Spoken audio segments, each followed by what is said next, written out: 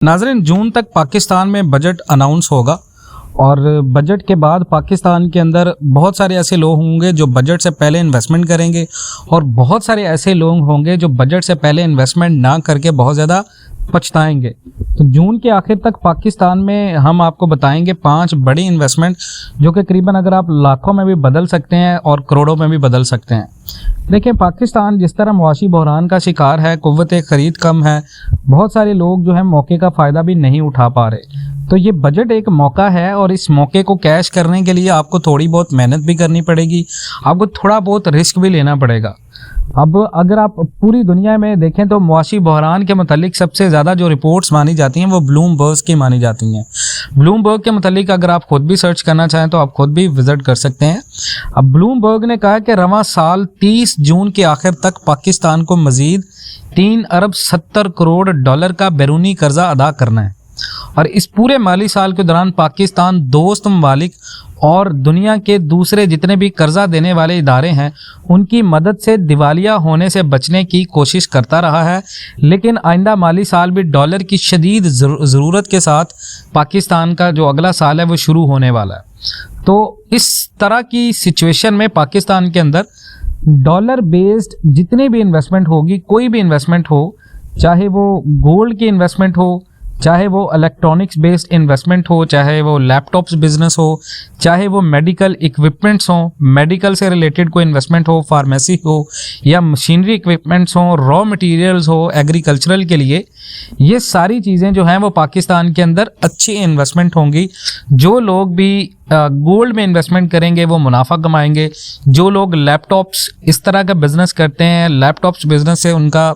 लेना देना है, वो लोग मुनाफे रहेंगे। मेडिकल इक्विपमेंट्स की अगर आपकी शॉप है या आप इस तरह का कोई बिज़नेस करते हैं उसमें आपको फ़ायदा होगा, या फार्मेसी आप बनाना चाह रहे हैं, आपका फार्मेसी का बिज़नेस है, तो ये चीज़ें आपको मुनाफा देंगी क्योंकि इंसान को रहने के लिए सेहत सबसे ज़्यादा ज़रूरी है और इस तरह की जितनी भी चीज़ें हैं ये अव्वलीन तरजीह में आती हैं और इन चीज़ों के अंदर जो रिसेशन के अंदर भी इन्वेस्टमेंट होती है वो नुकसान में नहीं जाती। मशीनरी इक्विपमेंट्स हैं, देखें कोई भी चीज़ है, आप अगर बात करें फूड आइटम से रिलेटेड कोई भी मशीनरी है पाकिस्तान के अंदर तो वो कभी भी नुकसान में नहीं जाएगी। चाहे वो बेकिंग मशीन्स हैं, किसी तरह की भी मशीनरी हो जो कि बेसिक नीड से मुतल्लिक हो, वो कभी भी कोई भी ऐसा कारोबार पाकिस्तान के अंदर आने वाले वक्तों में नुकसान में नहीं जाएगा।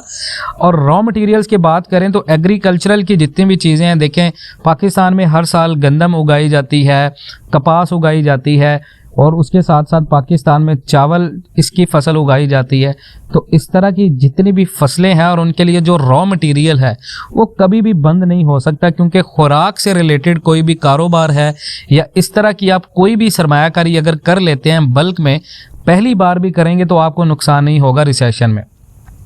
इसकी सबसे बड़ी वजह यह कि देखें पाकिस्तान को जून के महीने तक 3 अरब 70 करोड़ डॉलर की अदायगी करनी है और अभी पाकिस्तान के स्टेट बैंक के ज़खायर हैं 4.4 बिलियन डॉलर। रिपोर्ट के मुताबिक पाकिस्तान को मई से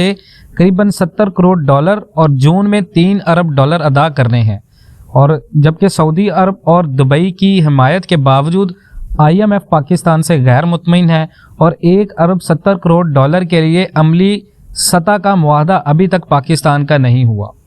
और इस तरह के मुआशी बहरान का अगर आप मज़ीद अंदाज़ा करें तो वज़ीर आज़म और वज़ीर ख़जाना पाकिस्तान में पिछले कई महीनों से ऐलान करते आ रहे हैं कि पाकिस्तान ने 9वें जायज़े को मुकम्मल करने के लिए तमाम अपनी शराइत हैं वो पूरी कर दी हैं, लेकिन IMF अभी तक इसमें कोई भी अपना बयान नहीं दे रहा।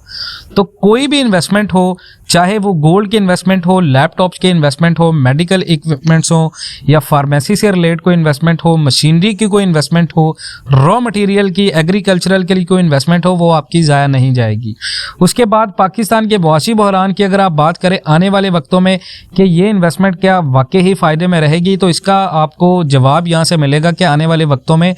डॉलर पाकिस्तान के अंदर इसी तरह ही शॉर्टेज रहेगी क्योंकि जो पाकिस्तान के साबिक वज़ीर ख़जाना है मुफ्ता इस्माइल साहब, उन्होंने भी एक हाल ही में एक बयान दिया था कि तमाम शराइत पूरी होने के बाद IMF को किस्त जारी कर देनी चाहिए, लेकिन किस्त के अजरा में तखीर से पाकिस्तान की मईशत पर बहुत ज़्यादा बुरा असर पड़ेगा। और जो कारोबार उन्होंने बताए थे उनमें पाकिस्तान के अंदर गोल्ड इन्वेस्टमेंट और मेडिकल इक्विपमेंट से रिलेट और लैपटॉप बिजनेस, ये सारी इन्वेस्टमेंट थी। जो बंदा भी इन तमाम तर चीज़ों के अंदर अभी इन्वेस्टमेंट करेगा वो नुकसान में नहीं जाएगा।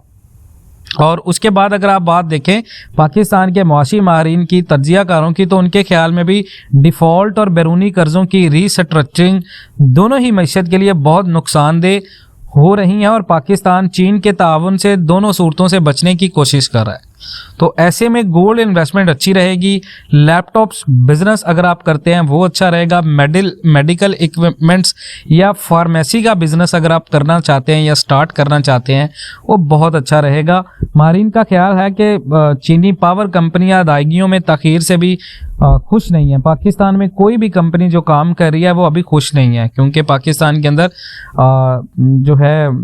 जो कर्जा है वो आए दिन बढ़ रहा है, सियासतदान अपनी अना में मसरूफ़ हैं, मुल्क की बगावत हो चुकी है। तो ये वो बिज़नेस हैं जो अगर आप 5 इस तरह की कोई इन्वेस्टमेंट करते हैं ये आपके फ़ायदे में रहेंगी। तो ऐसे में ये सारी इन्वेस्टमेंट जो आपको गाइड की गई हैं ये मुनाफादार होंगी और आपको इनसे मुनाफा मिलेगा। इसी तरह की ताज़ा तरीन मालूमाती वीडियोज़ के लिए जुड़े रहें पाकिस्तान एंड वर्ल्ड TV के साथ। मिलते हैं नेक्स्ट वीडियोज़ में, तब तक के लिए अल्लाह हाफिज़।